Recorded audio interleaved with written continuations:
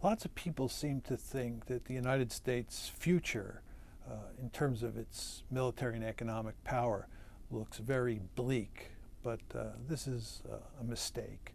The United States is probably going to be more powerful in the middle of this century than it is at the beginning of this century. And the principal reason is demographic. It just passed the 300 million mark, and most demographic projections put it out somewhere between 400 and 500 million in the year 2050.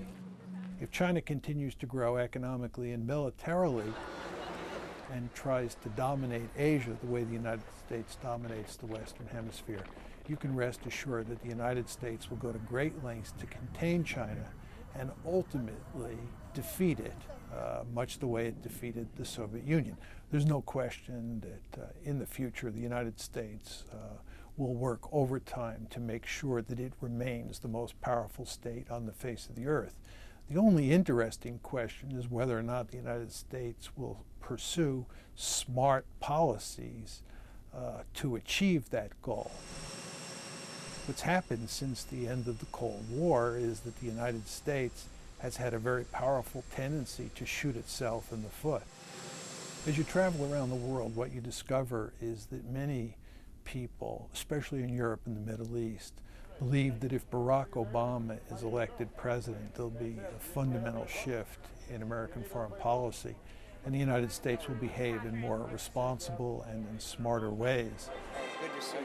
Thank you again. Than if John McCain is elected, because John McCain is seen by these individuals as basically a continuation of the Bush administration.